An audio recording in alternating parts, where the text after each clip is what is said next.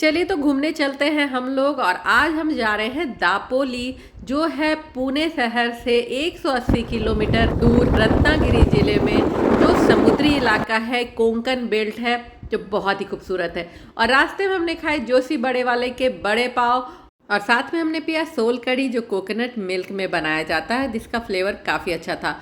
फिर हम निकल पड़े सफ़र पे, और ये तामनी घाट होते हुए हमें जाना था, जो काफ़ी खूबसूरत था और मैं अपने आप को रोक नहीं पा रही थी।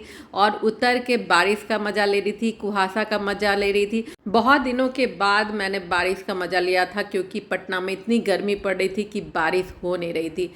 तामनी घाट अपने आप में एक टूरिस्ट प्लेस है। आप यहाँ भी स्टे कर सकते हैं, रुक करके झरनों का मज़ा ले सकते हैं। पूरे पहाड़ पे जगह जगह पे झरना बह रहा है, और वो व्यू पॉइंट बना हुआ है, और जो बहुत खूबसूरत है। तो अगली बार मैं ज़रूर आऊँगी तामनी घाट में रुकने के लिए। फिर हमने एक झील पार किया, और हम भीग चुके थे, तो हमने पिया चाय कॉफ़ी, और उसके बाद फिर हमने सफ़र खाते पीते गाते पूरा किया। जैसे जैसे हम अपनी डेस्टिनेशन पॉइंट की ओर जा रहे थे, उत्सुकता उतनी ही बढ़ती जा रही थी। अब हमें समुद्री किनारा दिखने लगा था, समुद्र का शोर सुनाई पड़ने लगा था, और चारों ओर समुद्र ही समुद्र नज़र आने लगा था। देखिए कितना खूबसूरत नज़ारा है। बिल्कुल समुद्र और हमारा होटल आमने सामने था। एक पल के लिए तो मैं डर गई कि कहीं समुद्र का पानी ऊपर तो नहीं आ जाएगा, लेकिन नहीं, ये डर मेरा सिर्फ वहम था, ऐसी कोई बात नहीं थी। देखिए कितना खूबसूरत है ये समुंदर, अपने अंदर बहुत कुछ समेटे हुए है। धीरे धीरे समुद्र का पानी पीछे की ओर जाने लगा, और मेरा मन बार बार वहाँ जाने का हो रहा था, तो बस मैं उतर पड़ी और हम लोग चल दिए समुद्र की सैर के लिए। और ये देखिए जो हमारे होटल के सामने यहाँ का जो बीच है, ये बिल्कुल ब्लैक है, क्योंकि यहाँ पे काला बालू साथ में पानी के आ रहा है, और बहुत ही महीन पार्टिकल है। तो वहाँ से हम थोड़ा सा आगे बढ़े, और बीच का रूपरेखा ही बदल गया। यहाँ पे बिल्कुल पत्थर और स्टोन का किनारा था, जो बिल्कुल अलग था, और ये भी काफ़ी खूबसूरत था। और यहाँ पे देखिए हम लोग देख रहे हैं, यहाँ पे पूरा बीच जो है सीप का है, छोटे छोटे सीप, बड़े बड़े सीप, शंख। इससे पहले मैंने इतने शंख सीप वाले बीच नहीं देखे थे, और ये बहुत ही अलग एक्सपीरियंस था। आप देख सकते हैं बहुत बड़े बड़े भी शंख और सीप थे, जो मैं वहाँ से चुन करके ले करके आई हूँ।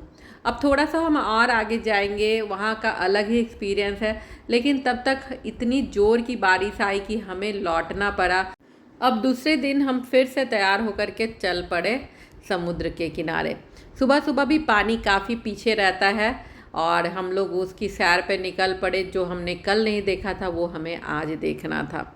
यहाँ पे पत्थर के बीच में गड्ढे थे, जहाँ पे पानी भरे हुए थे, जो इन्फिनिटी पूल का नज़ारा दे रहे थे। और ये जो नज़ारा है ना, ये कल हमारा छूट गया था, जो हमने आज देखा।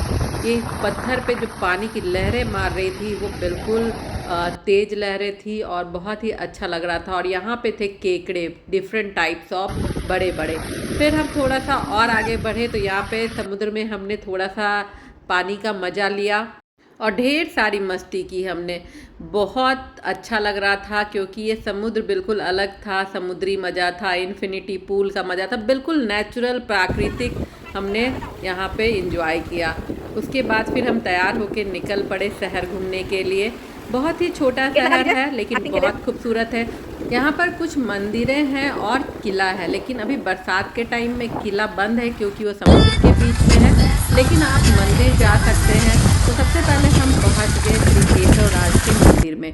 कहते हैं ये मंदिर 350 साल पुराना है, और इसे पांडवों ने बनाई थी। भगवान विष्णु का मंदिर है, और इसकी केशव तीर्थ जलधारा बहुत ही अलौकिक है, और इसका पानी काफ़ी मीठा है।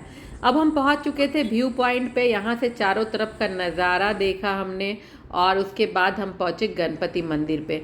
ये मंदिर भी काफ़ी प्राचीन है। कहते हैं गणपति जी यहाँ खुद चल के आए थे, और पुजारी को उन्होंने स्वप्न में दिखाया कि मेरे पाँव के निशान है, वहाँ पे मेरी मूर्ति बैठाओ। तो मंदिर में एक पाँव के निशान है, जिसके ऊपर गणपति जी बैठे हुए हैं, और दूसरा पाँव मंदिर के पीछे है, जिसके दर्शन हमने किए। प्रकृति से सुंदर कुछ हो नहीं सकता, और वही सुंदरता यहाँ देखने को मिली।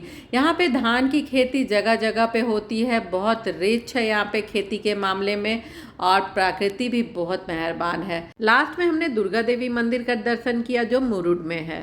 चलिए तो अब बात करते हैं यहाँ की कुजीन की। तो हमने पिया नारियल पानी और घावन जो हमने फर्स्ट टाइम खाई थी, मिसल भाजी के साथ चपाती, प्रॉन करी, पॉम्पलेट जो बहुत अच्छा लगता है, और साथ में थाली पीठ, ये भी मैंने फर्स्ट टाइम ही खाई थी। और ये है कांदा भज्जी, कॉफ़ी, उपमा। यहाँ की सबसे अच्छी डिश जो मुझे लगी थी वो एक डेजर्ट है, उकरीचा मोदक। इसे चावल के आटे से बनाया जाता है। इसकी फीलिंग होती है नारियल और गुड़ की। इसे स्टीम करने के बाद ऊपर से घी डाल के खाते हैं गर्मा गर्म। आज समुद्र के किनारे हमारी आखिरी रात है और वो बार बार चिल्ला के कहती है हमसे कि निरंतर चलते रहो, कभी मत थको, कभी मत हारो। समुद्र अपना काम कभी नहीं छोड़ती, तो फिर हम क्यों थक जाते हैं। समुंदर अपने अंदर बहुत कुछ समेटे हुए है, लेकिन वो बहुत चंचल होती है, तो बहुत कुछ सीखने के लिए मिलता है अगर आप इसे अपने दिल से, अपनी गहराइयों से देखेंगे और सोचेंगे। इसलिए कहते हैं छुट्टियां सिर्फ घूमने के लिए नहीं होती, अपने आप को ब्रेक दे के कुछ सीखने के लिए होती है।